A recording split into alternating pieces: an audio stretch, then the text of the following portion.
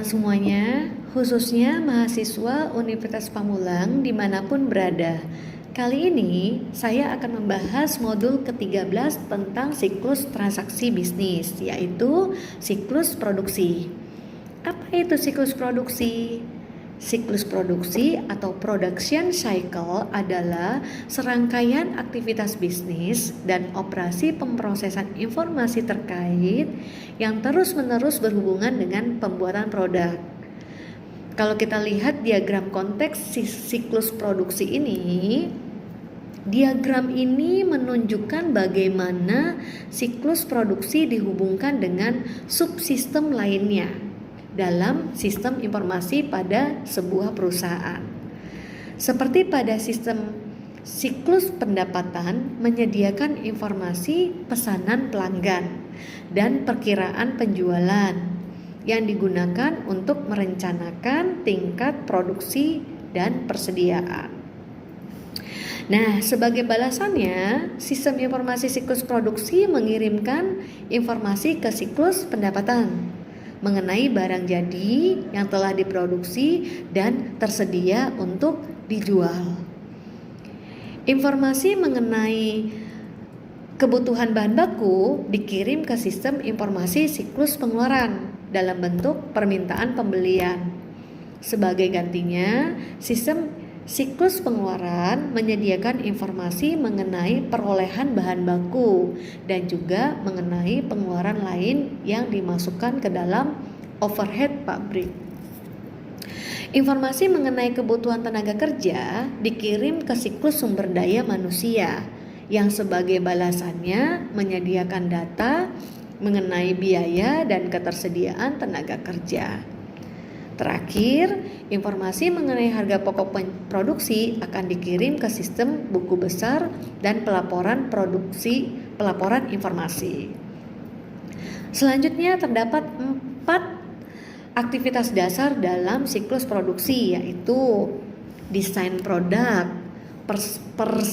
perencanaan dan penjadwalan, operasi produksi, akuntansi biaya. Nah, satu persatu akan saya jelaskan ya.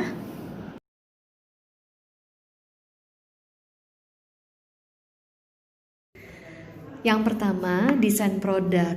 Langkah pertama dalam siklus produksi adalah desain produk. Tujuannya untuk apa? Tujuannya untuk menciptakan sebuah produk yang memenuhi kebutuhan pelanggan dari segi kualitas, daya tahan, dan fungsionalitas.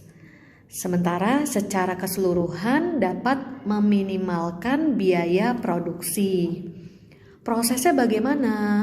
Prosesnya, aktivitas desain produk menghasilkan 2 output, yaitu yang pertama, daftar bahan baku atau bill of materials adalah sebuah dokumen yang menyebutkan nomor bahan baku, deskripsi, dan kuantitas dari tiap-tiap komponen yang digunakan dalam sebuah produk. Yang kedua, daftar operasi atau operation list, yaitu sebuah dokumen yang menspesifikasikan urutan langkah-langkah dalam membuat produk, peralatan, apa yang digunakan, dan seberapa lama setiap langkah yang diambil. Yang kedua aktivitasnya yaitu perencanaan dan penjadwalan. Prosesnya bagaimana? Tujuan dari perencanaan dan penjadwalan ini adalah untuk mengembangkan rencana produksi yang cukup efisien untuk memenuhi pesanan yang ada dan mengantisipasi permintaan jangka pendek sekaligus meminimalkan persediaan bahan baku dan barang jadi. Metode dari perencanaan produksi yaitu ada yang namanya Manufacturing Resource Planning atau MRP, yaitu perpanjangan dari perencanaan sumber daya bahan baku yang berupaya untuk menyeimbangkan kapasitas produksi yang ada dengan kebutuhan bahan baku. Untuk apa? Untuk memenuhi permintaan penjualan yang diperkirakan. Biasa ini disebut juga dengan push manufacturing, yaitu karena barang-barang yang diproduksi dalam ekspektasi permintaan pelanggan. Yang kedua, produksi ramping atau lean manufacturing.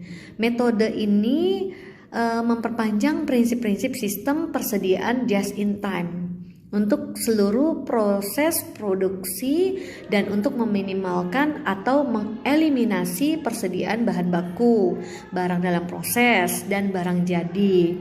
Produksi ramping sering disebut dengan pull manufacturing karena barang-barang yang diproduksi sebagai respon terhadap permintaan pelanggan. Jadi, baik MRP dan sistem produksi ramping merencanakan produknya di awal. Meskipun demikian, mereka berbeda dalam jangka waktu perencanaannya.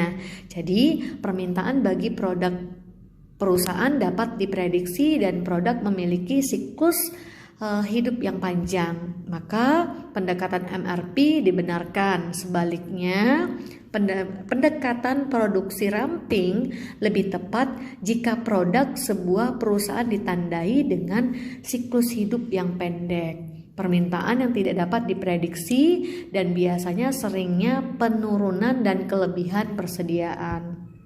Yang ketiga adalah operasi produksi. Langkah ketiga ini dalam siklus produksi yaitu pembuatan produk yang sebenarnya. Cara aktivitas ini dicapai berbeda-beda di berbagai perusahaan.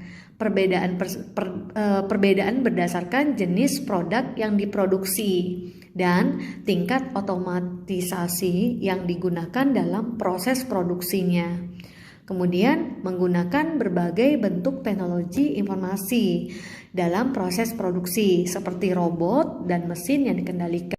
Tujuan dari sistem akuntansi biaya yaitu pertama, menyediakan informasi untuk perencanaan, pengendalian, dan pengevaluasian kinerja operasi produksi. Yang kedua, menyediakan data biaya yang akurat mengenai produk untuk digunakan dalam penetapan harga dan keputusan bauran produk. Yang ketiga, mengumpulkan dan memproses informasi yang digunakan untuk menghitung nilai-nilai persediaan dan harga pokok penjualan yang muncul dalam laporan keuangan perusahaan. Nah, itu yang bisa saya jelaskan dalam tema atau modul siklus produksi. Terima kasih.